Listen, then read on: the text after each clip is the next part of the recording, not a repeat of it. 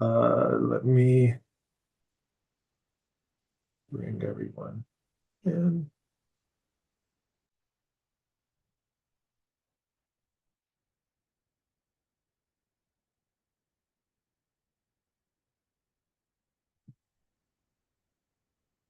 Okay, everyone, can you guys hear us? If you can hear us and you can see us okay, please let me know. Hey, Imelda, good to see you here. Good to see you, Imelda. Hazel, Cernolia. Hey, Cernolia, good to see you. Great, great. Okay, so everyone can hear. Michael, good to see you, Michael. I was just talking to you earlier. Good to see you. We have SSU. Gil, good to see you, Gil. So if everyone can also tell us where you're tuning in from, that would be great. If you could tell us where you're tuning in from, and we will get started in just a moment. So appreciate everyone being here. We have a hand raised. Cali, Chicago, Eastville, California, UK. Welcome from the UK. Good Scotland. Good to see you from Scotland as well. Malaysia, awesome. Good to see you from Malaysia. Very, very nice. And so you guys, we're going to get started here. Um, to respect your time, and I would love to introduce you guys. All of you know my business partner here, and more importantly, my good friend, Mark Anastasi, who's just a tremendous, tremendous individual, but also a tremendous entrepreneur. I call him a mindset strategist as well, and also just a good human being and a good father. So, Mark, this is our first ever talk with the Wealth Edge. Indeed, indeed. I'm very excited. Welcome to everyone who's here. I'm looking forward to getting into this, Bishop. Yeah, absolutely. So before we get started, you guys, I just wanted to kind of let you guys know, I think it's important for you to understand what we're doing and why we're doing it and what you can expect. So number one, me and Mark were talking, kind of what you guys have been learning from some of our trainings. You should always be in a state of trying to figure out how you can change more lives, how you can provide more value to serve your ideal target market. And so Mark and I were discussing one day, and I was like, you know what? We said we can provide more value by doing something consistent for people to help them along their journey of transforming their lives or their businesses. And so we decided to do these weekly talks every Friday. Okay, we're going to be doing these. It's important to note that these first couple will be here on Zoom. After that, we will be transitioning to doing these live streams via social media. So YouTube and other platforms, we'll send out that information for you. And one of the reasons for that is there's a lot of cool things that we can do with this. I really want this to be like a real talk show. So there's a lot of things that I'm going to be bringing to the table for this. We called it the Wealth Edge versus some other names we had, like I think it was Millionaire Blueprint and stuff like that, because wealth is more than just money. Our goal is not to just get you guys wealthy from a financial standpoint, but get you wealthy from the inside out. And that's what true wealth creation is all about. So again, thank you guys for joining. We'll be here every Friday, again on Zoom, but then soon on social media. So Mark, let's go ahead and get started with today's topic. So what are we talking about today? Great. Well, today I thought we'd start with talking about what you focus on expands, and I think we'll kick it off there. But before we do that, I just wanted to add what you just said about our mission here, Bishop, but our mission at Wealth Magnetics, because it's something that you and I share, and we've discussed this over many years, that we really want to give back. We had this kind of information transform our lives. We want to give back. We want to share with people these tools, these insights. Something you've often said is that mindset and spirituality, that's where it's at. And that kind of got the ball rolling with Wealth Magnetics and what we've got coming up. And I just wanted to start by sharing again that at Wealth Magnetics, that we're the co-founders of, our mission is simple: to elevate the financial well-being of humanity. And our goal is to help 10 million people live more prosperous lives. So the Wealth Edge and the Prosperity Power Subliminal software and all the other things we're doing at Wealth Magnetics is in that vein, to help people elevate their financial well-being and live more prosperous lives. So on that note, let's get started. Our first topic, or our first ever Wealth Edge, is what you focus on expands. Bishop, what's your thought? What does that sentence mean to you? It's such a powerful thing because it's so true. So number one, you guys have to understand that your mind is 100% uh, kind of like a computer, if you will, right? And so when you are focusing on things, whether it's, the situations that are happening around you, certain things that are going on in your life, what you focus on expands. You're programming your mind that this is what's important. This is what I want you to focus on. So if you focus on lack, if you focus on health situations that might be negative, if you focus on the negativity in your marriage and different things like that, you're going to see more of that. It's going to expand in your life, and your mind is only going to pinpoint and look for those areas and magnify them because you're telling your mind, this is what's important to me. This is what I want my reality to be. This is what my identity has become, right? So it's kind of like when you buy a brand new car. Have you guys ever noticed when you go buy a new car, as soon as you drive off the lot, you see your car everywhere, right? You're like, oh, there's the same car I just bought. There's the same car I just bought. Why? Because now you're focused on it, right? So what you see expands, and we're going to dive. I have a lot of great stuff in regards to this topic to bring up with you guys here in a moment. But yeah, Mark, that's really what it is, and it's so powerful because you are the architect, you are the programmer, right, of your mind, and what you are focusing on is going to be the reality that you are going to be living on the external framework. Yes, and we talk about mindset and spirituality. So there are Mhm. two angles to this. What we know it works. What you focus on expands, but there's a psychological aspect to it, or angle to it, and a more spiritual energy aspect to it. This psychological states that in terms of neurolinguistic programming and things of that nature, the way that the mind works is that our reticular activating system, it's kind of like this. Every second, every moment, you get about 1,000 or 2,000 points of information coming to you about Mhm. what's the noises, what you feel, what you hear, the clothes on your skin, and your brain can really only just process maybe 2 or 3 points of information per second. And if you are choosing to focus, basically your focus determines what those 2 or 3 points of information are that you're allowing into your conscious mind at any one time in 1 second. So if you are to if you choose to focus on everything that's wrong in the world, everything that's bad, that's negative, everything that depresses you, or everything that there's lack, you just notice oh, there's lack. That person doesn't have money. That person is struggling. Oh, did you know that this is happening? Oh, another bill. If you're focusing on that, guess what? You will now be filtering in the situations and pieces of information that confirm, oh my God, we live in a world of lack. It was transformational for me when I started focusing on what's good in my life, what is positive, what I'm grateful for, all the abundance. I'll tell you how it worked for me. I was homeless in London on a concrete slab in an abandoned building with windows smashed out and all this, just plywood against the window openings. And I started writing down how much wealth there was around me, how many billions of pounds and dollars and euros, etc., were around me, just in the streets, in every building, in every car, and in every business, in every town, city, country.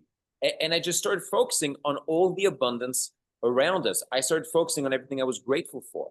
I started focusing on every compliment I'd ever received, on every little success I'd ever had. And the more I focused on that, two things happened. One was that my depression of 8 years lifted, and within 3 weeks it vanished without any drugs or antidepressants.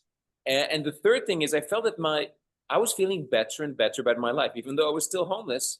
But within about a month from then, I had an online business earning $300 a day in passive income. And it started with shifting my attention to more positive things, which shifted my energy, my vibration to more positive things, which shifted my thinking. And I started focusing on opportunities rather than on everything that was wrong with me and my life. And so there's the mindset aspect to this, psychological reticular activating system aspect to this. And there's this spiritual aspect of this, where they say that energy flows where everything goes. And everything is energy. And Mhm. so, and that everything is mind. I keep being reminded of this, that everything is mind.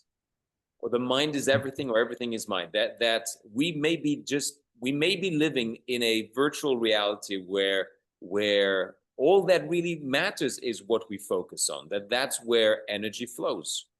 And by repeatedly focusing on abundance, joy, and wealth, you fuel these realities with your energy. You actually start vibrating at that frequency of abundance and opportunity when you focus on those things, and suddenly more of that comes into your life.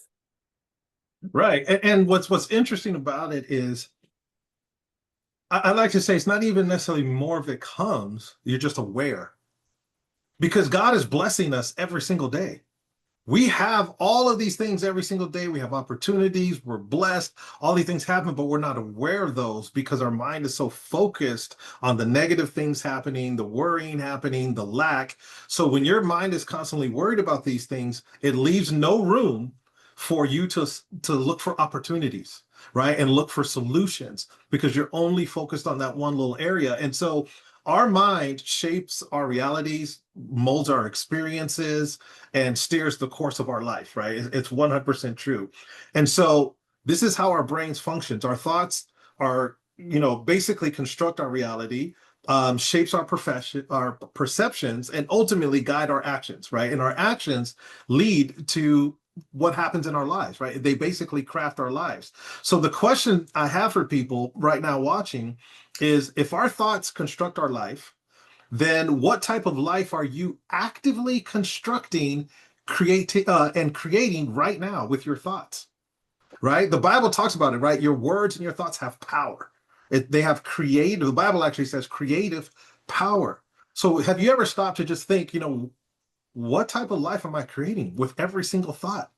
Every single thought you're programming your mind. Okay, this is what we want to bring into reality, right? And so you have to ask that kind of question. So here's one of the things that I think about. If you're focused on reliving past hurts, right, which is something a lot of people do, a lot of people, when they look at opportunities, they just think about potential misfortunes that can happen instead of the good things that can happen. And most people right now, Mark, are living on autopilot. It's just automatic. As soon as something happens in their every day, it's just they're looking for the negative, they're focused on it. And here's what I want to tell you: it's not even your fault. Our minds are actually programmed like that from the beginning. We look at the negative and stuff like that because our minds are programmed to protect us. They're programmed to keep us away from pain and move us towards pleasure. So it's not your fault. But what you have to do is what I call become the observer. You have to be able to observe your thoughts. Like, just picture yourself looking from the outside. Like, you see yourself sitting in your living room, you're looking from the outside, and you are becoming the observer. What am I thinking right now? Okay, this just happened. I just fought with my wife. I just fought with my business partner. What are my thoughts that are happening right now? And how can I subdue those thoughts and transform those thoughts into positive thoughts that are going to get me more towards the reality that I want to create? Absolutely. And I want to share a couple of tools. By the way, that's pretty great what you just shared. You reminded me of something important there. I want to share a couple of tools on how to help people, some very practical ways to keep focusing on what you want. This is something that my friend Sandy Forster shared with me. When she was 100 grand in debt, she was living on welfare in Australia. And she did this where she had this little notebook, like with sheets of paper and like a little photo album kind of thing that she put on her kitchen counter. And in it, she put pictures of what she wanted. So she was 100 grand in debt, a single mom, really struggling. Her business had failed. But every time she would walk by her kitchen counter, she would pick up this little photo album. And in it, she had pictures of the things that she desired. So she would look at, oh, this is a nice house by the beach. This is a nice holiday. This is a nice car, etc., etc. And it was just like a little practical thing that she would do as a new routine, as a new habit, to remind herself of, hey, let me focus on what I want, what is good, what I desire, what I want to manifest, as opposed to the crap in my life right now. And something that I did, which helped me immensely. Now, and we're very excited about this at Wealth Magnetics. We are coming up with the Prosperity Power subliminal software very soon. I believe that the Windows version is coming out soon this month. We're still working on the Mac version, but I'll just share Yes. the story. I'll just share the story of this when I use it in my life. So some almost 19 years ago, almost 20 years ago, actually it was 20 years ago, almost to the day, 20 years ago, it was in September 2005. I downloaded this piece of software that would flash on my computer screen my goals, or a statement, a positive affirmation, every 5 seconds for just a tenth of a second. And it flashed this goal. I earn 40,000 pounds a month. This is what I typed into the software tool. It flashed it randomly on my computer screen every 5 seconds. I couldn't read it. It was too fast for my eye to catch. I could just see it just flashing in randomly on my screen, but I wasn't thinking about it. I was just typing up emails, creating a presentation. I was working. But 7,000 times a day, this subliminal software was reprogramming my subconscious mind. It was helping me focus.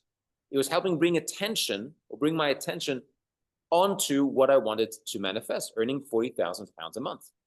And so, let's see, about 4.5 months went by, and I didn't really notice anything. But then in January of the following year, so 4.5 months later, I had the best month ever. I earned 43,000 pounds that month. But the final 3,000 pound coaching sale was refunded. They didn't go ahead with it. It was refunded. And I looked at it. It was exactly 40,000 pounds. And I thought, come on, it can't just be this little subliminal software that reprogrammed my mind. This is crazy. I know what I'll do. I'll change the affirmation. I'll type in instead, I earn 100,000 pounds a month, which was, I thought to myself, it's impossible. I don't believe this is possible. It's not possible for me.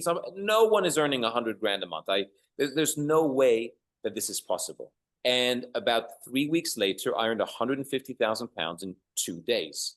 And that year, I earned 1,160,000 pounds, almost exactly 100,000 pounds a month by programming my subconscious mind. And it's like that book, The Power of, or The Magic of Thinking Big.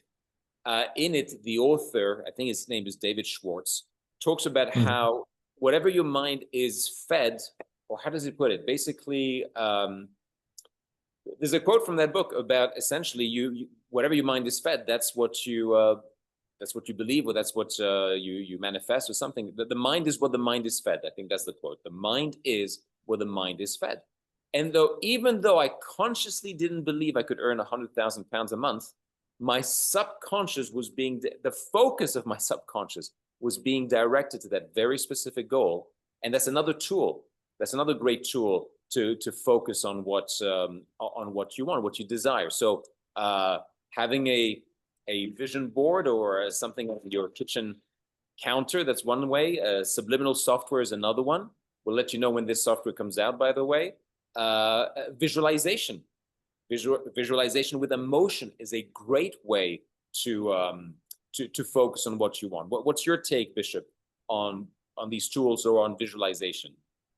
Yeah, visualization is extremely extremely important. I practice visualizing every single morning. I have like a little visualization folder in my photo gallery. So it's a folder I can go to and see different images and different things like that of different parts of my life that I want to continue and also that I want to create. So it's extremely, extremely powerful to visualize. In fact, all the top athletes in the world talk about that, right? They talk about they visualize themselves winning before the match ever even happened. You have to visualize yourself doing it.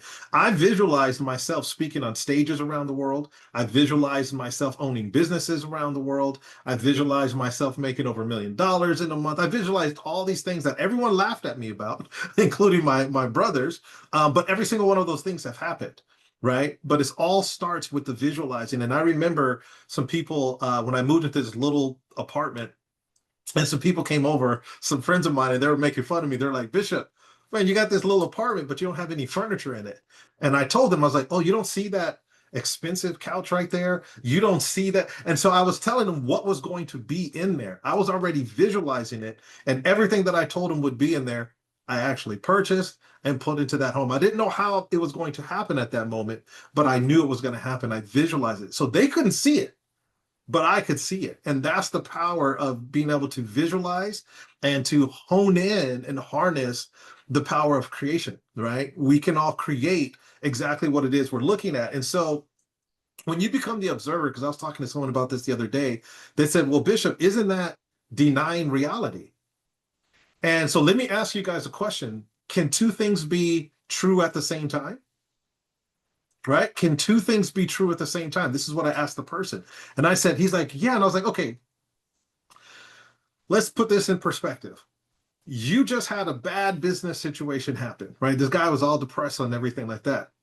But you also learned, but you also had a business to lose. Most people are struggling to even start a business, right? You still have beautiful children. All these things can be true at the same time, but it's what you focus on.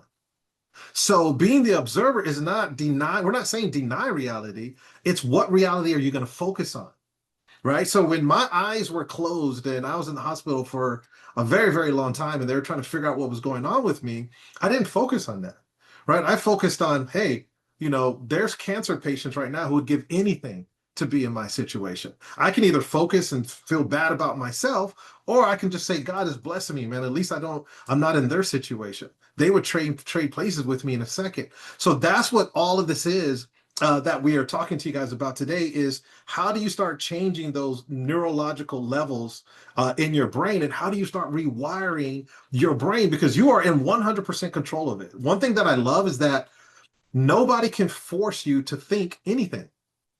You're in control of it, right? Whatever I want to think right now, I have the power to control that. In fact, the Bible talks about subdue your thoughts, right? Subdue your thinking. And so I want you guys to understand that even if you look at, what is it called, Mark? What is it? The law of attraction, right? How many of you guys know the law of attraction here? Just write it in the comment section if you understand the law of attraction, and if you believe in the law of attraction, just write it down in the comments, if you will. So the thing that I want to stress to you guys or challenge you is the law of attraction is not even actually about attraction at all. It's actually about creation. I want you guys to understand it's about creation, because think about this. You are not trying to attract something external, right? You are creating a new reality from within, because you attract what you are. The law of attraction is nothing about attraction. It's about creation, right? Because you have to first visualize it, believe it, focus on it, which are going to change your neural pathways to start changing your actions to bring that thing into reality, right? So it's about creating the person that actually gets those things, that deserves those things. You want a good marriage? Create the best husband in the world. Create the best father in the world, right? So it's not about, hey, I'm just going to attract and my wife's going to wake up tomorrow and just be the most amazing. No, you have to create. So I want you guys to understand that, because if you say the law of attraction is just about attraction, what it does is now you are basically getting rid of your accountability and ownership in the process. The law of attraction is about creating. Very, very important. So I don't know what your take is on, Mark, but that's something that I've always challenged people with. I'm 100% on board with exactly what you said. And it reminds me of something I've heard you say many times, which is with God, all things are possible. Mm-hmm. Everything and anything is possible. And there's a few points I wanted to touch upon. You mentioned about athletes as well. Athletes visualize. And it reminded me how Tiger Woods, from the age of 6 years old, has been programmed by his army psychologist father. From the age of 6 years old, his son, Tiger Woods, was being programmed with subliminal messages to make him a champion, make him easily overcome obstacles, to not stop, to basically become a hyper successful individual in whatever field. And Tony Robbins said the same thing. He was overweight, he was in debt, he was broke, etc. And he started reprogramming his mind with subliminal messages. And not only that, and I'm excited about this because we're talking about here how to focus your mind on what you desire. So one way is with these subliminal messages. The scientific studies say to us that athletes who use subliminal messages vastly outperform their previous bests. Even better, the elderly who program themselves up with subliminal messages, their health improves, their motor function improves, their neurological function improves, they remember better, etc. Students who use these subliminal messages have better results in their exams, and it goes on and on. There are so many studies out there. So that's one mention about using these messages, subliminal messages. Something else mentioned about attracting a husband or attracting a wife. In 2006, I wrote down a list of exactly what I wanted my ideal partner to be like. And I wrote it all down, and then I kind of forgot about it. I wasn't attached to that. I was busy building my business, etc. And 3 years later, again, almost to the day, she just walked into my life. And she was all those things, my now wife, Mira, she's all those things and more, things I couldn't even imagine. But the point is, you write it down, you set it as a goal. It's like Earl Nightingale Earl Nightingale called this the biggest secret, which is that that you write down your goals. It's a simple concept. If you write down your goals, you are infinitely more likely to achieve those things than if you don't write them. How is that possible? How is that possible? That simple goal setting, which essentially means you're focusing on a specific outcome or on some specific outcomes. How come it is that the people who write down their goals outperform the 99% of people who don't? Again, write down your goals, focus on what you want. And you mentioned something else about challenges and I really want to talk about that point because it really is about what you focus on. And another thought that I had was this. I used to get annoyed when I received a bill. I used to get annoyed. And after a while, I started making so much money that I didn't care. I would laugh at bills. I can't believe it's so little compared to what I'm earning. But I had to first, in the process of that, I had to shift my attention. Whenever I started receiving a bill, I thought to myself, great. Oh my God, this money is already on its way to me. Thank you. So I would receive a bill, and instead of being pissed off about it, I would feel gratitude because I knew that that money was already on its way to me. I'm saying it twice because it's that important. It's kind of like what you said once about this relationship of yours that broke down. It was an important relationship, but you said to me, you already knew, you had the faith, Bishop, that God has already created the perfect solution for me. And I often think about this comment that you've made. You could have focused on, oh no, I feel betrayed, this is terrible, I'll never love it, or whatever goes through a person's mind in those situations. But you said, no, God has already created the perfect solution for me. You had faith in that. And shortly thereafter, you got together with the lovely Ruth, and the rest is history, as they say.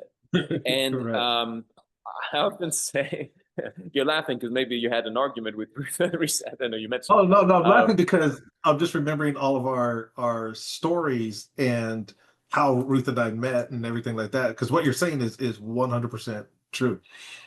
And I know you guys have the same birthday, which I find endlessly amusing. But just to finish my thought about what you said earlier, about what you focus on, how you can focus differently in a terrible situation. So there's this belief, there's this quote that I really like called, it says that every adversity carries the seed of equal or greater good. Every adversity carries the seed of equal or greater good. So when I look back on my life and I thought myself, oh dear, I was $7,000 in debt. I was fired from my job, kicked out of my apartment. My friends kicked me out of their homes because they couldn't host me anymore. I ended up homeless for 6 months in London. And because of that, it forced me to do all these mindset exercises, set up a business, and suddenly I was making millions of dollars, and I set up a seminar company, etc. And I got to help 17,000 people around the world. And none of that would have happened if I hadn't lost my job, etc., become homeless, etc. So God already knew somehow that, okay, Mark, here's the answer to your prayers. You say you want a better life? Here's what I'm going to do for you. I'm going to get you fired, kicked out of your apartment, homeless, etc., because that is the most ideal, perfect path to get you to exactly where you want to go. And what that tells me is that the things that you think or thought are the worst moments in your life might be the best ones. It's something that every one of those difficult, tough situations is a stone along the path to your destiny. And I heard this quote just today from somebody who's very spiritual, who's a healer, and he said, you hear their pain, you hear their suffering and their struggles, and you learn these struggles are nothing more than stones paving the way to the future, and each and every hardship polishes you, and later on you understand why. There is this thread of it leading to something greater, to your greatest and highest potential, no matter how difficult it appears at the time. And he said, what I've learned is that everything and anything is possible, and relax. No matter how difficult it appears to be at the time, relax. My belief about abundance, Bishop, and I think it's something that you share, is that we've come to this world connected to, we're creations of God. We are tuned into something spiritual. I believe we're a spiritual being having a human experience. And the laws of this creation that we're in state that ask and it is given. Or it states that the more you give, the more you give, the more good you have, the more you receive. I mean, these are pretty basic, simple laws that when you live according to these things, you get a tremendous amount of help. Now, the way I understand it from a, let's call it spiritual perspective, is that each of us have call it angels, call it spiritual guides, spiritual help in one way or another that help us to achieve what we desire. We just need to know that we're blessed, that we have access to so much power, so much abundance. I meet so many people that think they're alone, that they have to struggle through life on their own. My belief is we are massively abundant, massively helped along the way, and therefore we can never be anything but abundant. What's your thought on that, Bishop? Oh, 100%, and it's sad too, because you see people, we all know people right now, and that seem like every year they're going through the same situation, right? Over, and we all have those friends or family members in our lives, right? It's like they're always down, there's always a problem, there's always this and that. Have you ever wondered why? It's because that's what they're focusing on. That's the identity that they identify with themselves as now, is I'm a victim, right? All this stuff is happening to me. Instead of reframing it as all these things are happening for me, not to me, but these things are happening for me so I can become who I'm supposed to come to attract and create the life that I want, right? So these people live in this constant loop, and Mark and I are just like, oh, come out of this loop. We're trying to drag people out of that loop. But, even in First Thessalonians in the Bible, it talks about, be thankful in all situations, right? In all circumstances, be thankful, right? And, I was talking to someone the other day, and he was like, oh, Bishop, I just became homeless. And I was like, oh, man, that's great. And he's like, what are you talking about? I was like, well, praise God, you're homeless in America. I was like, being homeless in America is different than being homeless in Africa, than being homeless in the Philippines and stuff. In America, you can go behind any restaurant, get food, do whatever. In these other countries, there is none of that. There's no McDonald's to go behind, this and that. So no matter what you're going through, there's always millions of people that would trade places with you in a second. And, there's studies that show when you write down every single day, like 3 things, 5 things that you're grateful for, it increases your happiness and well-being in multiple areas by up to 25%. Right? So there's these little hacks that you can do that are going to make you so much happier in life. It's going to make you so much more wealthy. And again, not just financially, but in every area. So what good is it to be wealthy financially and be a miserable person and be unfulfilled and be lonely and have your wife not like you, your husband not like you, right? So our goal is to make you wealthy in every aspect of your life. And that's why we're doing these talks. And if you guys have questions while we're talking, that's what we want. We want these to be interactive, right? This is not a webinar or Zoom and we're selling things. We want to talk to you. We want to help you. We want to have conversation and dialogue about a wide range of topics. right? So we have topics coming up that are just world events, right? That are not necessarily just business or whatever. We want to have these talks so we can have dialogue, so we can learn from each other, so we can grow together, right? And so we can be people that provide any kind of value that you need to help you get to that next level. So what are your thoughts so far, you guys? Any questions or anything? Go ahead, Mark. Yes. So while people type that in, I'd like to share a few takeaways, a few key points, a few key things that people can action right now, a few simple things that can help tremendously change our focus. Okay, so these are things that I've done that I still do. So for example, focus on, sit down and write down, instead of focusing on all the problems that you have, focusing on everything that's bad. I'll tell you what I did. So to shift my energy and shift my reality, I started writing down everything I'm grateful for. We'll talk about this in a minute.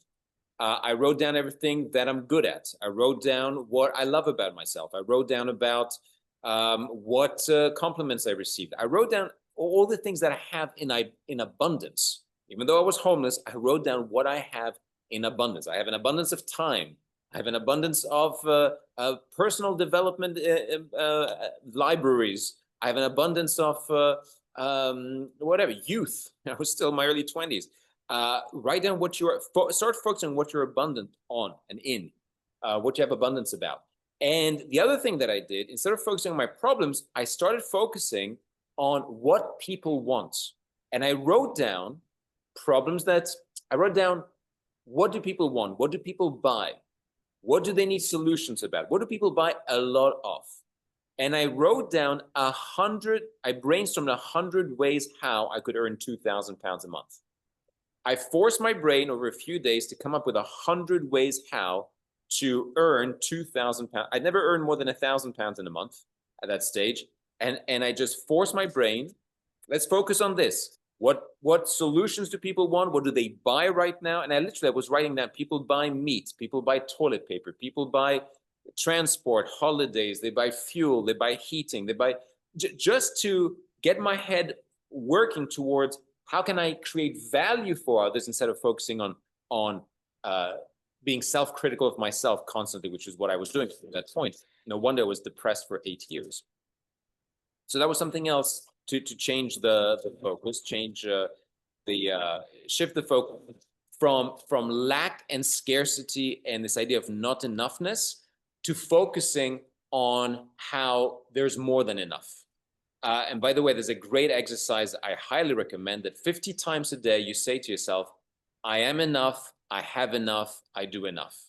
I am enough, I have enough, I do enough. I am enough, I have enough, I do enough. This is a recommendation by Mark Victor Hansen. It can really help you shift your frequency.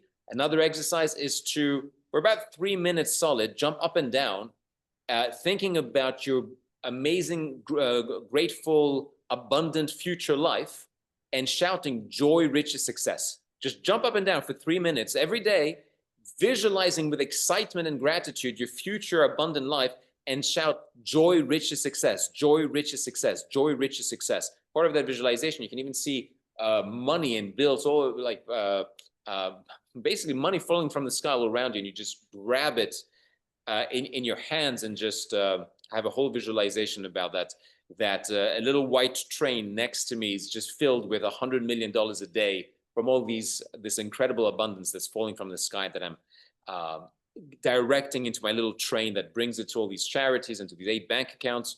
That's another way of shifting your visualization.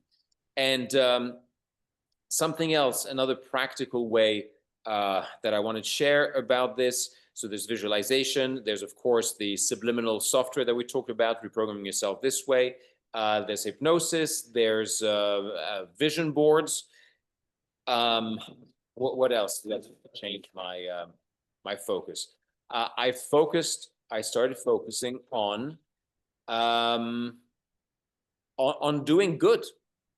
That's a very important thing to start focusing on giving rather than focusing on all my faults, mistakes, blame. Instead of blaming people, instead of feeling like a victim, I focus on how could I add value to people and how I could create value, essentially. Brainstorming 100 ways how to create value. Is there anything you'd like to add to that, Bishop, before we move to talk about Yeah, how one thing that I do too in the morning is before I even get out of bed, I set the intention, right? I just sit and I set my intention for the day. What kind of person am I going to be today? What kind of CEO am I going to be today? What am I going to do to reward myself today if I do X, Y, and Z and accomplish X, Y, and Z? What type of husband am I going to be today? What type of father am I going to be? So on and so forth. I set the intention for today. I'm going to be positive today. Today, no matter what happens, I know me and God can get through anything, right? We can co-create our ways out of it. So setting that intention, right? I'm going to be energetic today. Some people get out of bed and they're just like, oh, I need some coffee. You're already setting the bad intention, right? So when people get up and they're like, I just want some coffee. I don't want to talk to anyone yet. You're setting the wrong intention for the day, right? You're literally saying, I need this external thing for me to be on fire for life, right? You should get up like, I have natural God-given energy today. I'm excited for life. I'm excited to get out there and change lives today. And like Mark said, provide massive value. When you focus on value, I'm telling you, everything else 1000% changes when you focus on value. And so everything we're talking about, when you visualize, like I said, I have a photo in my iPhone. It's you can create albums, and in there I just have pictures of things that I want to create, I want to manifest in my life. And so when you do all of these things, study actually shows that the plasticity in your brain actually expands. Like all of the stuff we're saying, there's science behind this. There's neuroscience that has been proven over and over again that all of this works. And so one thing that people always tell me is that, Bishop, positive thoughts attract positive experiences, right? We all hear that, right? Positive thoughts attract positive experiences. And I don't personally believe that to an extent, because thoughts are transient. They come and go, right? And they're always shifting and adjusting. You got to learn how to master them. The thing that creates positive experiences is your focus. You have to be able to say, I'm going to focus on my thoughts, right? Because focus is sustained attention, right? Which shapes your perceptions and your decisions, which are what is going to give you that positive experience, right? So we've all heard these statements, but I want to kind of challenge you on some of them, because a lot of times we can get to where we're not taking accountability and we're just thinking that, oh, all these things are magically going to happen. No, my friend. So if you're thinking positive thoughts will create positive experiences, no, your focus is what's going to do that. So when you begin to notice opportunities versus, staying away from pain and different things like that, you are rewiring your brain, right? So your brain begins to notice opportunities that align with your goals when you focus on your goals versus what you want to avoid. Most people spend their whole lives focused on what they want to avoid, right? So then you start to experience the emotions attached with little wins. And me and Mark are both believers in celebrating little wins, because again, when you celebrate little wins, it reprograms your mind. Like today, if I get certain things done, I already know I'm going to hit the hot tub, I'm going to hit the massage chair, right? These are just little wins I'm going to give myself, right? If I accomplish X, Y, and Z today, because it's reprogramming my mind. And then your focus affects your behavior. At the end of the day, it's about your behavior, because when you're focused on your goals, all of a sudden you start to prioritize things different, right? And so a lot of people say, oh, like Mark talked about how he met his wife and he had it written down, but Mark had to become the Mark that she would be interested in. That's what I'm trying to get through to you guys. He had to become the Mark that a woman like her would be interested in. She knew he would be a good father. She knew he would be a good provider and all these different things, right? That's the key, you guys, is create to attract. It's not just, oh, law of attraction is I'm just going to attract. No, the law of attraction is about creating. Mark became the Mark that she would love. Very big difference. You reminded me of something which I wanted to say earlier, and I agree with everything you just said, by the way. And I studied some 20 years ago neurolinguistic programming, NLP, which is a very advanced form of psychology. Let's put it that way. Mm-hmm. And at its core, what NLP is about, they say that NLP is about the study of our subjective experience of life. What does that mean? It means that every single person, you might be getting, maybe 20 people will get exactly the same information in the seminar, but each of those 20 people will have a different experience and will actually learn and remember different things of that same content, that same seminar, because they're having a subjective experience of their life based on their filters. Because as we are taught in NLP, everyone is deleting, distorting, and generalizing information. You're getting 2,000 bits of information a second. You are deleting 99.99% of that information. You are distorting most of it based on your filters and your own beliefs from the past or conditioning from your parents, society, etc. And you are generalizing a great amount of information. And even we have all kinds of biases, for example, recency bias.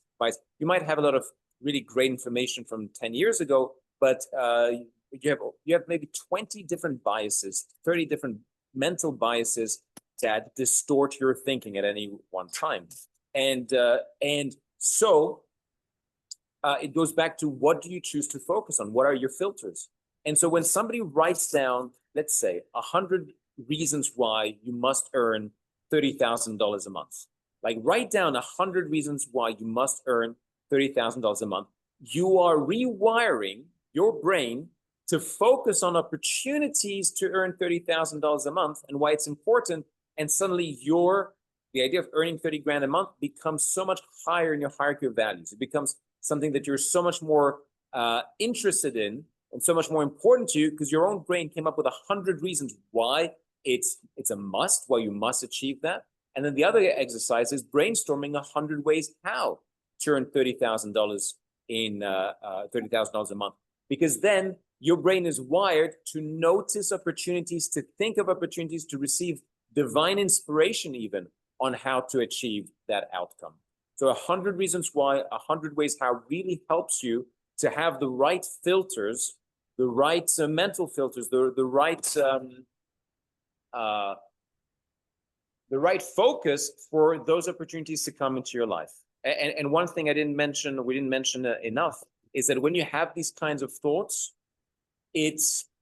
you're getting yourself at that vibration, the vibration of that thought.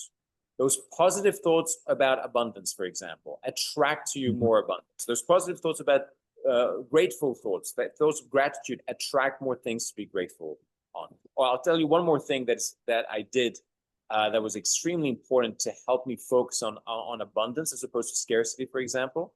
I started doing some research about the abundance in the world. I started focusing on the abundance in the world. For example, did you know that there are 600,000 people in the world right now? 600,000 people with a net worth of $30 million or more. There are more than 36 million millionaires in the world, and over 1 million or 2 million new millionaires every year. So there are 36 million millionaires. There are 600,000 people with a net worth of $30 million or more. There is an unbelievable amount of abundance out there. And like you've often said, Bishop, if it's possible for them, it's possible for us. And anything is possible. With God, anything is possible. That's what I choose to remind myself to focus on. If it's possible for 600,000 people, heck, it's definitely possible for us as well. We need to figure out how to create so much value that we are, and we need to raise our consciousness. It reminds me of something that I learned from being a host to the Spiritual Codes of Wealth, is that first you raise your consciousness about abundance, you raise your awareness about abundance, and then the state of abundance occurs in your life. Even today, I received an email from a coaching client saying, you know what, I will make more money to have more money in my pocket so I can feel more confident. And I said, no, first you got to feel more confident within yourself and feel better about yourself. Then the more abundance comes into your life. Exactly. You need to raise your level of consciousness around it before it comes into your life. Yeah, and that's so true. And just to show you guys, this is me, some of my writing this morning, right here. And this is talking about, I have $2 million in this new thing that I want to invest in coming up. And so I just started writing it down. I've been doing this every day. I have a whole notebook on it. And I have all of these things. This is me, my writing. I just sit every day, I write down the things that I want to achieve. I write them down. When I was in the hospital with my eyes closed, my wife would tell you, I even had her write for me. I'm making over $1 million in a month as soon as I get out of this hospital. And again, at that point, I didn't know what was going on. They didn't know what was the problem with me. I was a medical mystery to everyone. And Mark remembers my eyes were swollen shut, but I wasn't focused on my eyes being swollen shut because I could still visualize. Even though I couldn't see, I could still visualize inside. And I told my wife, I was like, babe, as soon as I get out of here, I'm going to make $1 million in a month. Write it down. And she kept writing it down for me because I couldn't see. Then once I could see again, one eye open, they did surgery on this side. And then I kept writing it down. And I kid you guys not, this is the power of it. I visualized it. I believed, because what you see inside was more powerful than what I could see outside, right? What I could see inside. And so I wrote it down. I had her write it down. Then I wrote it down. And I kid you guys not, this is a 1000% true story. As soon as I got out of that hospital, that following month, I did way more than $1 million. I did way over $2 million. And I actually did it in less than a month, right? And the reason I wrote that down is because I knew if I didn't give myself a challenge to basically distract my mind from the situation I was in, because they were talking about, oh, you might have a rare cancer in your eyes. I mean, they were throwing out all kinds of crazy stuff. And I told my wife, I said, I need to challenge my mind so it doesn't focus on these negative things that these doctors are saying it could be. And so that's why I gave myself that challenge. I was like, I've made millions, but I've never made millions in a month. So it distracted my mind. I subdued my thoughts and it subtracted my mind. There's an exercise that's really powerful, you guys, which is the 5-second rule. Before you make a decision or you do a bad habit or you see your thoughts are going negative and stuff, and before you do a habit that you know is negative and taking you away from your goals, stop, count for 5 seconds backwards, just 5, 4, 3, 2, 1, and you all of a sudden get control again over those thoughts. You get control again before you even do that action, whatever bad habit it is, whether it's drinking, smoke, whatever it is, right? You have some addiction, whatever. I'm telling you, this works. This is something that I learned years ago, and it worked. All it takes is 5 seconds. 5 seconds, and just say, wait, before I keep thinking negative about the situation, 5, 4, 3, 2, 1. Hey, before I take that drink, 5, 4, 3, 2, 1. And I'm telling you guys, your decisions will kick in. Your neural pathways that you're reprogramming are going to say, no, this is not our identity anymore. We are going to change that. Okay, so these are all exercises, you guys, that I believe if you guys put them into action, they will be absolutely beneficial in your life. And so one thing I want to bring up really quick is, do you guys know, and I don't know if you know this, Mark, what anhedoralia is? It's anhedoralia. So here's something I found very interesting. I learned about this a year ago. So we're talking about your inner thoughts, right? And how to subdue your inner thoughts. And all of us have that little voice going on in our head, right? If you're someone who has that little voice going on in your head every day and you're battling with it, let us know in the chat. But there are some people, Mark, who don't have that. It is called anhedoralia, which is the inability to have inner monologue. Some people don't have an inner voice. Some people actually don't even visualize images in their mind. And I did a whole deep dive on this last year because it blew me away, because I think it was a TikTok where a girl was like, wait a minute, there are people who actually have a voice inside and they're talking to themselves? And I was like, oh, this has to be a joke or something. And then I started seeing all these other videos on it, and I did the research, and it's a real condition called anhedoralia. So not everyone actually has an inner voice. They don't actually communicate with themselves, and they think it's weird that other people do. So I didn't know if any of you experienced that or know someone who's experiencing it, but it was just fascinating. So I would challenge all of you guys to go look at that, because that's something you could be grateful for, that you actually have that inner dialogue, because there are people who have a condition where they don't have it. And it literally blew my mind. Someone said, how do you spell it? It is ANADURALIA. I'll actually put it in the chat for you. But yeah, it's a real condition, and they literally do not ever have an inner conversation at all.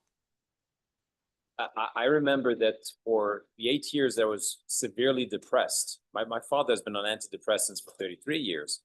For the 8 years that I was super depressed, my inner dialogue was so dark, so negative.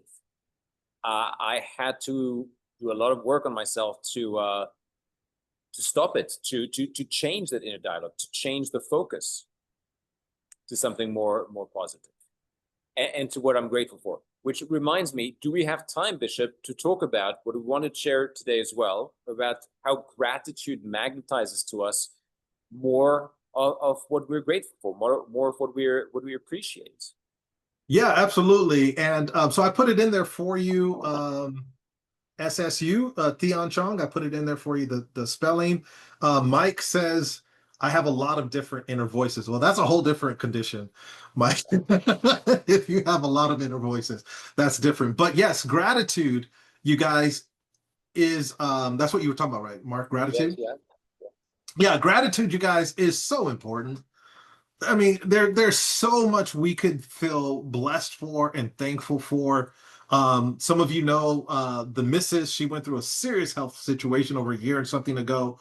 And a lot of people are like, oh, Bishop, you're going through so much. You got all this pressure on you right now. And I was like, there are husbands right now whose wives, they wish their wives were even alive right now to go through what my wife is going through.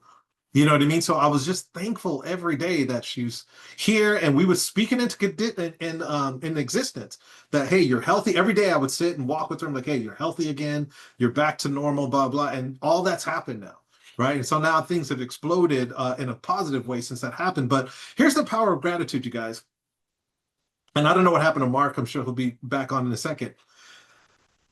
So gratitude, in my opinion, is acknowledging we have not done everything ourselves. That to me is what gratitude is, because it reframes your mind and transforms your mind from victim to blessed. Right?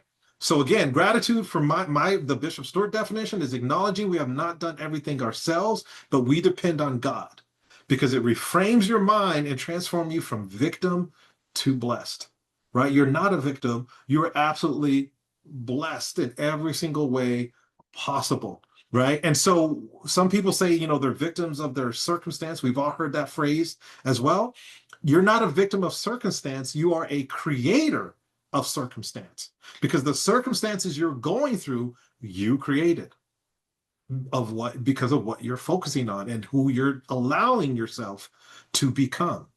So we're always in a state of becoming, whether you know it or not. Every single day, we're in a state of becoming. The question is, what are you becoming? So it's not like if you don't do anything, you're not becoming anything. Yeah, you are. Okay? You're becoming a lower vibrational example of yourself, right? You're not out there achieving goals and wanting to do things. One of the saddest things for me, Mark, is when I was a VITAS volunteer, I would go work with people that had 6 months to live, elderly or children. And it was they never regretted what they did. It was always what they didn't do. That's always the biggest regret, what they didn't do. It wasn't what they did. It's always, man, I wish I would have done this more. I wish I would have tried more. I wish I would have tried to be a leader, blah, blah. And what stops them from doing that is exactly what me and Mark are saying today. It's your thoughts, your programming, and all these things. This is why this is so important for me and Mark to do this. You guys don't understand. We're on a mission here with Wealth Magnetics to change people's lives, because I don't want you to be on those last days looking back and regretting and saying, I just wish I would have done it more. And the only battlefield is 6 inches. It's just here between your ears. This is the battlefield, you guys, that will determine the level of life that you live. But yes, being grateful is so, so important. Go ahead, Mark. Just to add to that, and it's fears as well that block people. Fears. Mm-hmm. There's this thing that I'm doing at the moment called 1111, the Divine Mindset. And week 1 of it is free. It's channeled information, channeled from the divine.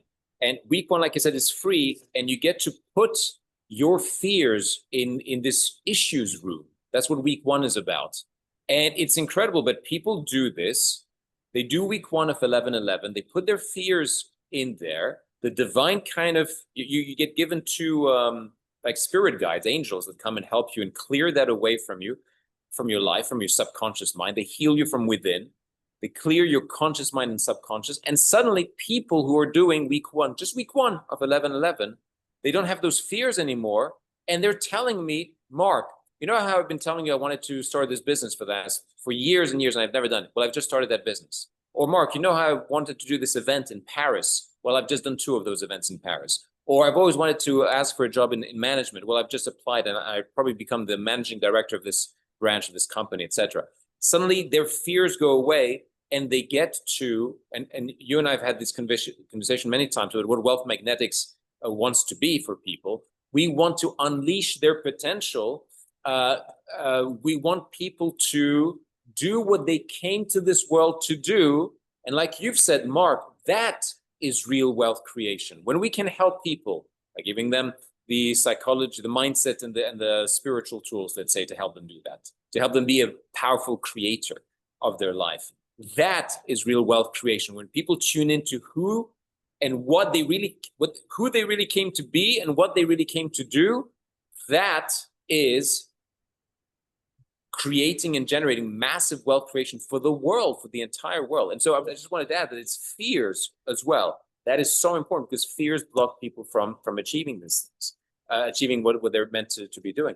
And when it comes to gratitude, it shifted so much in my life, from 8 years of depression to feeling better about myself, from lack and scarcity to suddenly focusing on what's great about me, about my life, what's good in my life. And still to this day in my journal, I write in everything I'm grateful for, every help I've received, every person that's been nice to me, every situation that's been surprising and good, every income that comes in, whether it's $99 or $1,600 or $20,000 or whatever, $100,000 in a day, I just write it down and I do a little dance. I do a little dance and I say, thank you, God, I'm grateful. So that my focus is on the abundance that's coming in as opposed to all the terrible things or what have you. But I'll say this, Bishop, there came a point in my life where I started focusing on conspiracy theories. And even though most of them are true, the focus on them completely stopped. I was so focused on negativity and on the news, it really closed down so much of my power, my energy, my life. Yes. And another time what happened was, and I'm ashamed to say it, but I was making $1 million a year, year after year after year, having an incredible life. And I was only 30 years old, and I would see younger guys, younger kids do $1 million in a week, and I was resentful. I felt ungrateful. I felt like, what's wrong with me? It's taking me a whole year to do what they're doing in a single week, and they're younger than me. I want more. I want to make 10 million. I want to make 100 million. Then I'll feel okay with myself. That will show my dad, who's never accepted me, blah, blah, blah, all of those things. And the moment I started feeling ungrateful for what I had, this magical, amazing life, beautiful villa by the sea, amazing relation, all of these things, is when my finances and business started being taken apart bit by bit until I woke up one day and I couldn't access my funds. From one day to the next, gone. And that is part of, that's the thing. Gratitude attracts things to you, but the moment you are resentful, ungrateful, bitter, guess what? It works the other way as well. Oh yeah, gratitude multiplies blessings. That's what gratitude does. It multiplies blessings. It's a very, very proven thing. So when we went to Hawaii recently, my wife actually she actually fell in the hotel room, right? She got bruised up and everything because they had something wrong in the room, etc. They came up, we filed everything, she took pictures and all that, and they called us since we've been back. And they were like, okay, let's try. And so many of our friends were like, we had a couple people, they're like, oh, Bishop, yeah, you guys could get millions. You could do this, and that. And I said, no, I'm just grateful she's alive. I don't want to take advantage of another entrepreneur's business just because I can. Because, in America, it's a sue-happy country, right? Everyone wants to sue over everything. We literally could have, I'm sure, if we filed something and because they kept asking us, what do you guys need? What do you guys want? We could pay you guys, blah, blah. Because, of course, it's a very prominent hotel. If we would have raised noise, they would have just settled, right? We could have probably got a lot of money, but it would have been in the wrong spirit. And I told my wife, I was like, no, I don't want to get $1 million by being ungrateful and taking advantage of another entrepreneur's business, because then that could come back on me. I don't want someone taking advantage of my business. You know what I mean? So we literally told them, hey, we're not worried about that. We just wanted to make you aware of this so no one else gets hurt. This, and that.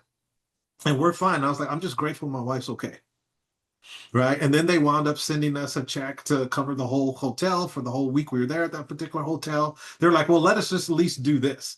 You know what I mean? But again, gratitude is also, when you're a grateful person, it keeps you in check morally, right? You have a moral compass, right? You don't want to go and take advantage of people. Again, it's all about providing value for people, because there are people who've fallen in hotel rooms and they didn't get back up.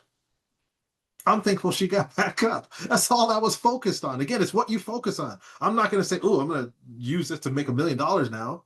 What kind of person would I be? But a lot of people would do that, and that's a low vibrational response. I always say wealth creates poverty reacts. Poverty reacts and wealth creates, right? So we had to create in that situation a positive situation, right? And so that's what I'm trying to tell you guys. It's about, because if we would have made $1 million that way, I guarantee it would have been taken, because it wasn't in the right spirit, right? It would have been taken from us, right? Because what you put out will come back, right? Because it was not earned in the right alignment with who we are as people. So I want you guys to remember that as you go out through your day, this is helping you become a better person. If I had a scarcity mindset, I'd be like, okay, yeah, let's get that $1 million. But we have a wealth mindset.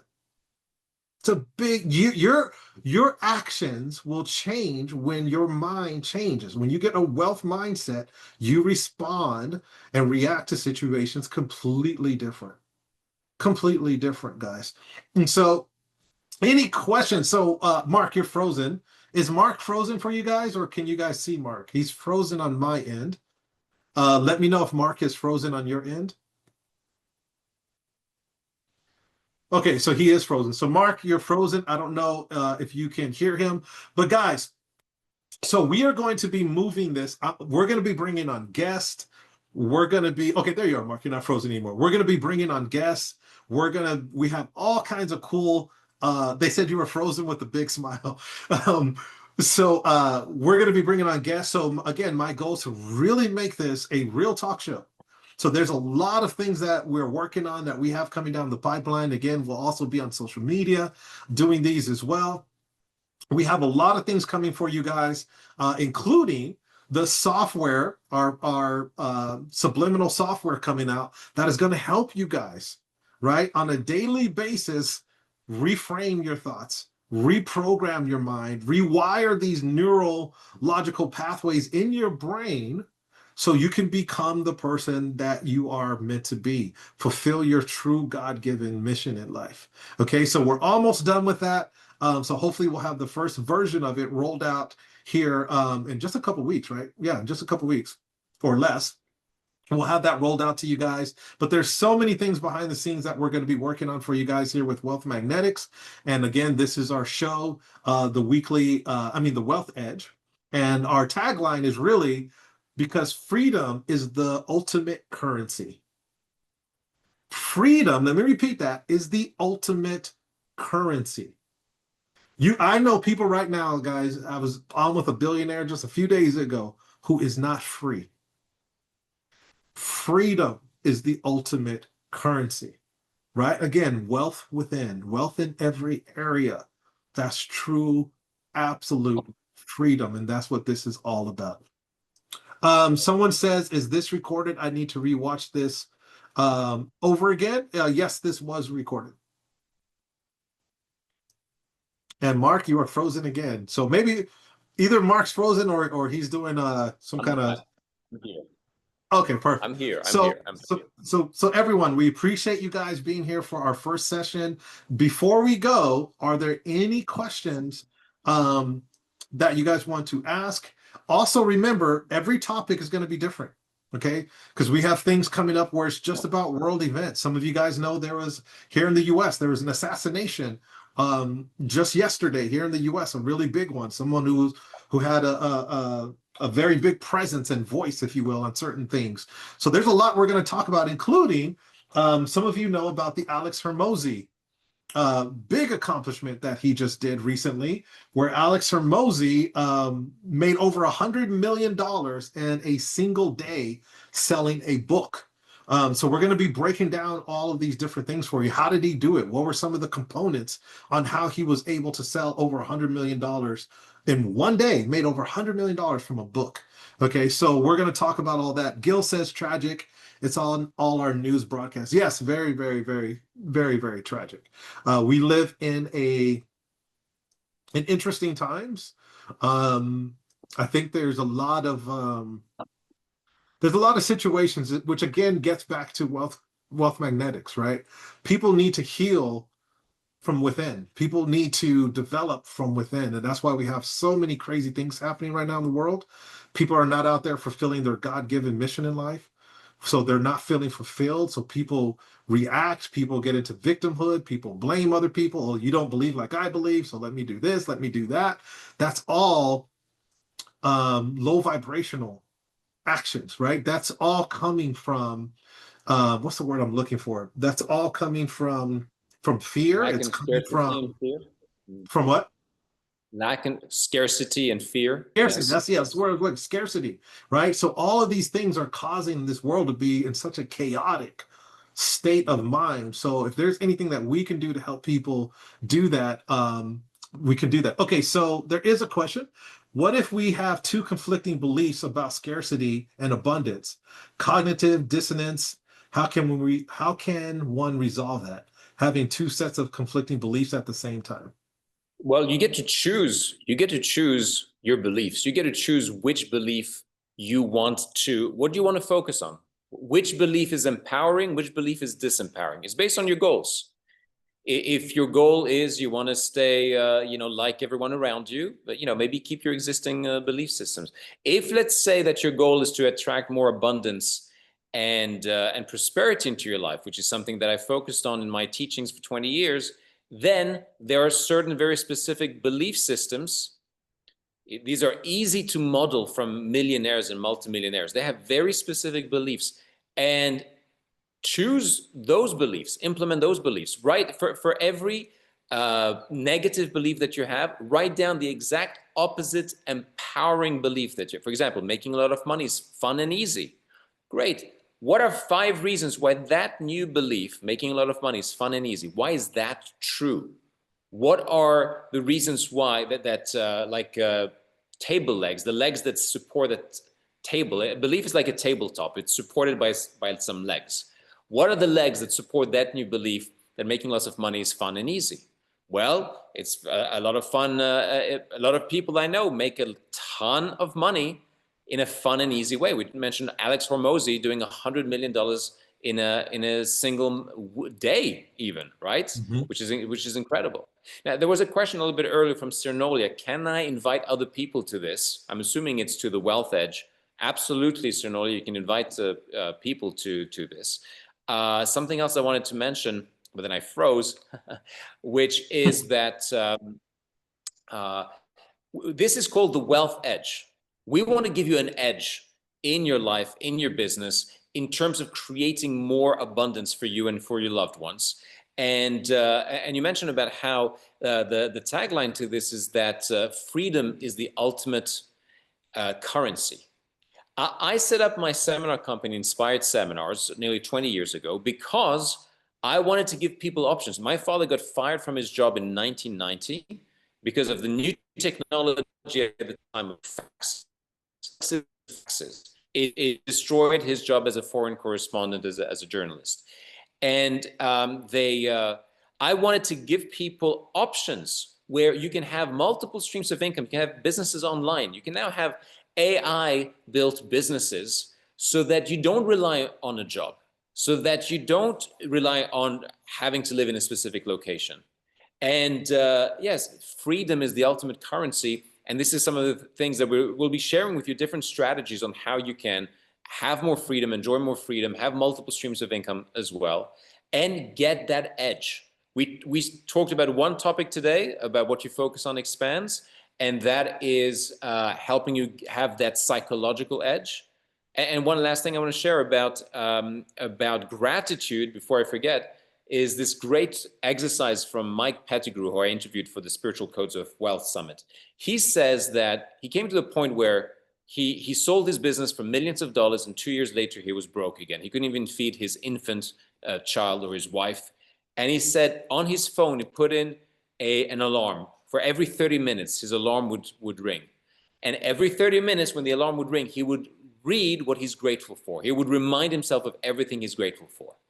Within 3 days of doing that, constantly every half an hour, reminding himself of what he's grateful for, what he has to be grateful for, somebody called him up, gave him an opportunity, and he now does a £2 million a year from that business that he started from doing this exercise, and it changed everything for him. It shifted his vibration from being a victim, from feeling so bad to abundance again. So I just wanted to share that little element, that little simple, practical idea or tool that people can implement immediately to start shifting their focus and shifting their vibrational frequency to one of more abundance and prosperity.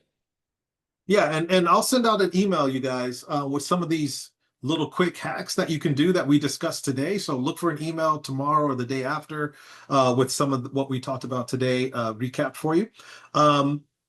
Gil says, yes, it's because of what you guys mentioned earlier, what people are focusing on. Yes, that is true why some of these tragic things are happening. Mike says, is it good to separate yourself from people that don't align with your goals and your mindset? I feel guilty when I do that. Any suggestions on how to handle this?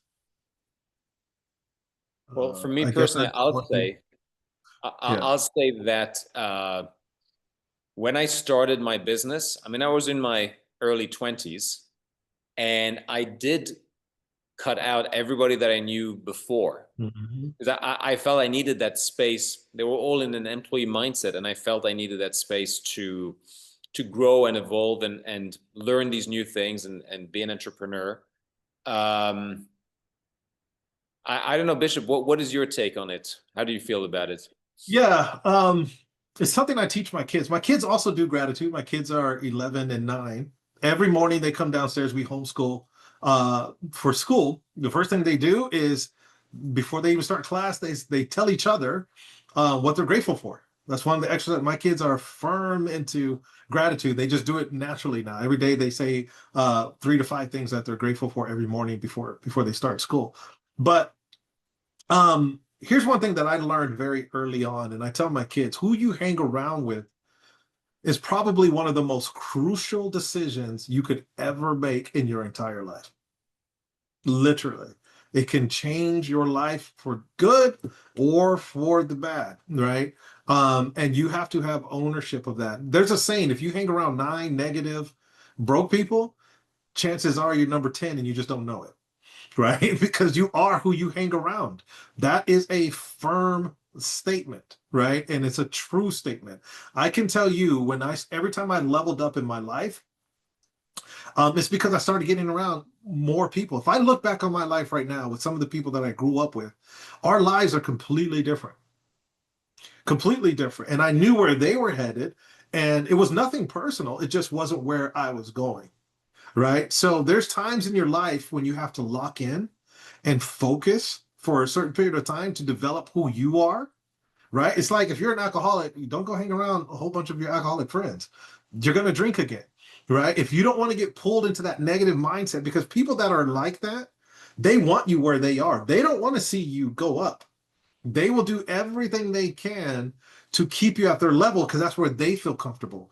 Because if they see you leveling up and you becoming this other person, it almost like shines a spotlight on them, and they look at themselves and like, okay, well, he just proved that it's possible and blah, blah, and I'm staying here. And they don't like that reflection that they're getting when they look in the mirror because you're leveling up, right? So I personally keep my circle very tight, very small. I'm very, here's a saying I want you guys to write down. This is a Bishop Stewart saying. Pay attention to who you pay attention to. Okay? Pay attention to who you pay attention to. What that means is if you're around these certain people, you will become what they are. The Bible says, be ye transformed by the renewing of your mind. Your mind is renewed by the things you see, you hear, you listen to. So if you're around these people and they're always talking negative, they're always this, and that, it will change your thinking. For example, I have a friend of mine was happy in their marriage. She got around some friends, some new friends where she moved to. They just mentioned a couple of things like, oh, okay, well, that's cool. Your husband does this, and that, but it seems like, he's kind of slacking a little bit, this and that. She never noticed that in her husband, ever thought of him in that way. Suddenly, that became an issue in their marriage. It was just because they planted that seed, right? Doubt and negativity are seeds. And if you let them plant in, they will grow. All of a sudden, you're looking at your life, your businesses, your spouse, your children in ways you've never seen them before. It's just because you got negative people around you that are planting these seeds in you and they are growing. So my advice to you, Mike, is do you feel more guilty when you do that and you step away from those people? Or are you going to feel more guilty when you're older and you got to look your children in the face and say, I didn't become what I could have become to set you free and our children's children free because I was more worried about them than I am you. In my opinion, Mike, I would feel more guilty with that than these people. Here's the thing.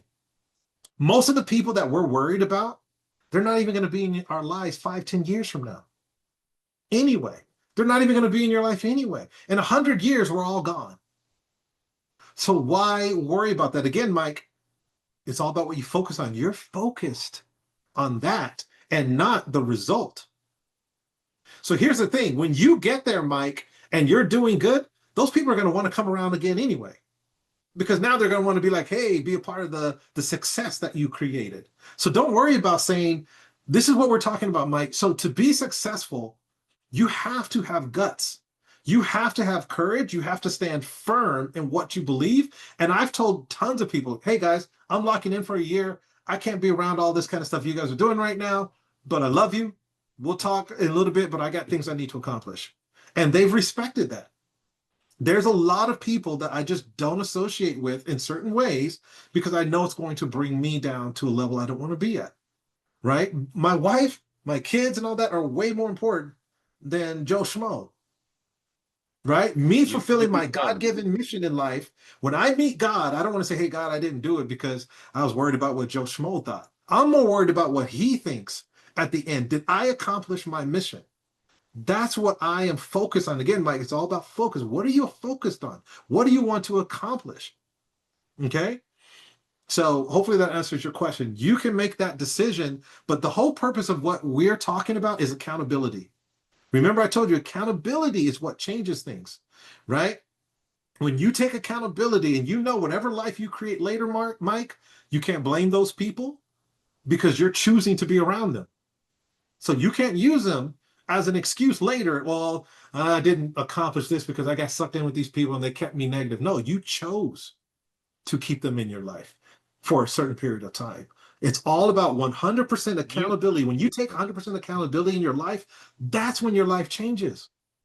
That's the magic. 100% accountability. Okay. Sorry about that, Mark. I went on a little tangent. I just wanted to add, Bishop, you become who you spend time with. You become who you spend time with. And we talk about focus today. What you focus on expands. Well, guess what? The focus of the people around you, that will become your focus. So for example, the people I hang around with, they're talking about doing these big world tours, of speaking tours. They talk about generating tens of millions. They talk about contributing hugely to humanity. And conversely, if you hang out with people with lower standards, guess what? Their lower standards will become your standards. Their habitual focuses is what you will focus on. And so, yeah, is it worth it? It depends on your goal. It depends if you want to just be liked by the people around you, then you make a certain decision on that front. If you have goals where you want to make a real difference and break through to a different level, then there are maybe some difficult decisions to be made. There's a lot of people that I love dearly, but I only see once a year.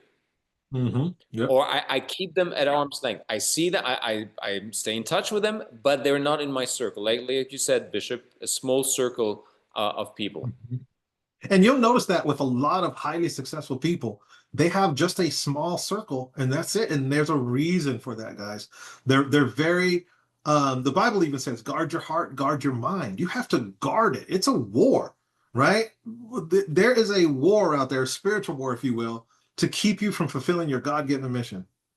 Right. So you have to guard that stuff. I don't let nonsense in my house. There's a lot of friends who've never been to my house. Love you, but you're not bringing that to my house. I guard this house. We have a very peaceful, amazing house, and environment is so peaceful, relaxed, and positive. I refuse to let certain people into my house. Love you, but we could talk on the phone. You can WhatsApp me, right? But you're not going to bring that into my house. So guard it. And the thing is, God will replace those people, right? If I still hung around the same knuckleheads from high school, that a lot of them are locked up now and doing crazy things, a million divorces, blah, blah, blah, in jail, I wouldn't be hanging out with Mark Anastasi. Right? I'd rather hang out with the Mark Anastasis of the world, right? I'm talking to people now who pour into me, right? If you're around people that aren't pouring into you and you're just constantly pouring out, you're in the wrong circle. You need to be around people that are, okay, the Bible says where two touch and agree, right? You don't want to be, what's the word? Unequally yoked. You want to go with people who are going the same direction, think the same way so you can accomplish your goals in life. I want to be around people that are talking positive, right? Talking about change. When me and Mark talk, we talk about changing people's lives. How can we change? That's exciting to me. I don't want to talk about, hey, man, you want to go to the club and hey, this is that. Those aren't my kind of people anymore because I leveled up, right? If your circle isn't changing, you're not leveling up. You think I can go hang around Sir Richard Branson just because I'm me? No, Sir Richard Branson was like, hey, why are you? I don't know who you are. Well, you can't come here. Again, this is what we're talking about. You have to become the person to attract the things that are in your life. I can't go hang out with all these high-level people if I'm not someone of that caliber, right? Someone of that same mindset, right? I can't go hang out with Steve Jobs, or the late Steve Jobs and Sir Richard Branson and all these big people of the world, because they would look at me like, hey, you haven't accomplished things. You're not focused. You're not this, is that. I don't want that around me. They guard their lives. Okay. So guys, we don't want to run too long. Appreciate all the questions. Let me know if you guys loved today's talk. If you guys love today's talk, put a 1 in the chat. If you love today's talk, put a 1 in the chat. Mike said 1. Appreciate, love the talk. Appreciate, love the talk. 1, 1, 1, 1. Awesome, you guys. We will. Hazel says 1, 1. Sonolia says 1. Guys, and again, everything me and Mark are talking about are things that we've experienced and we have done. We've seen people's lives change. The feedback, Mark, just ever since we launched Wealth Magnetics, has been phenomenal. We've gotten so many stories of breakthroughs and people telling me, Bishop, these talks and Mark's training he did for 7 weeks, how it's just changed their lives, and the summit that we did. The last thing I'll say really quickly is if you haven't gone to wealthmagnetics.com and done the quiz, right? There's a quiz, which is, how would you describe the quiz, Mark? Because there's some people that have never gone there. Sure. So just go to wealthmagnetics.com. It's a simple quiz to determine what basically your attraction factor to abundance, how abundant your thinking is, and thank you for putting that into the chat box there, Bishop. It's basically within a few minutes, you'll get a score and you can improve on that score. It basically tells you what issues you need to address to be able to attract more abundance into your life. And Bishop, I think we should wrap up with the idea that we want to help 10 million people live more prosperous lives. And everyone listening to this, we'd like to invite you to help us. We can't do this on our own. We would love people to help us get these tools, resources, ideas into the hands and minds of more people. How do we help 10 million people live more prosperous lives? Because I'm sure that the more we help people in that regard, our lives will be enriched as well, all of our lives as well. So I just wanted to leave us on that note, and maybe ask you about that vision that you've had of us being on stage, or you being on stage. I think you've had a vision of us being on stage on a marathon session where we speak for like 3 days, Yeah. solid day and night. Tell me a bit about that. Tell us a bit about that vision you had. Yeah, guys. I had a dream here a couple of months ago, and I had it a few times. And we were on stage. Me and Mark were speaking on stage, and it was like literally like days and days without stopping. I mean, and Mark was all sweating. I'm sitting there. We have our ties undone, and we're like to the point of almost exhaustion, right? And both our wives are there, like, hey, you guys got to stop. And we're like, no, no, no, we got to change more lives. And we're just talking and talking, and then Mark is he gets back up talking, and then I'm sitting down with my legs on the ground, and I'm bent down. I'm just exhausted. And then finally we finish, and there's like thousands and thousands and thousands of people in the audience. And then we finish and we go walking to go eat. And people are still talking to us while we're going, but we're walking like through forests and cities and stuff like we're walking far to eat. And I don't know why I'm barefoot. So I'm barefoot. We're walking, we go eat, and then someone comes up and says, hey, Bishop, there's this lady. She needs prayer. She needs help. She's going through all kinds of stuff. And I was like, okay. And my wife's like, Bishop, you're exhausted. You guys are literally about to pass out. I was like, no, I gotta go. More people need help. So then I go start walking, and then Mark jumps in like, Bishop, I'm gonna go with you. And then we go and we start talking to this lady and helping her with her issues, and we start praying over her, and she gets healed, and all these things happen. But it was just a very, very powerful dream, and I had it probably 5 times, and I told my wife about it, and I told Mark about it, but it was so real, it just blew me away. And so it just let me know that we are in alignment, we are on a mission, and we're so focused on changing lives. That's literally what it was about, and it was kind of more like confirmation for me that, hey, you guys are in the process of changing lives. Like, don't stop, keep going. This could be a movement where we are doing something positive in the world to change lives. So yeah, it was just, we went to the point of exhaustion, and but we were so again focused.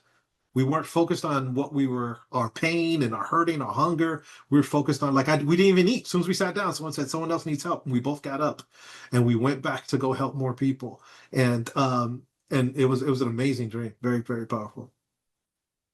There's so much more we want to share, but I think this is a good place to wrap things up, Bishop, for our first The Wealth Edge show. And Mhm. we very much look forward to seeing you on our next show next Friday at the same time, 10 a.m. Pacific Standard Time. Yeah, 10 a.m. Pacific Standard Time. Check your emails. There'll be an email that will go out here in the next couple of days for next week. And make sure you invite people that you know that might just want that little edge and just need that little talk and something positive in their lives. Invite them. So yeah, these are going to be amazing talks. Appreciate you guys. Love you guys. Have an amazing day. Take care. God bless. God bless everyone. Thank you, Bishop. We'll see you again very, very soon. Take All right. care. Take care, everyone. Thank you. Bye. Thank you, everyone. Take care. Bye-bye.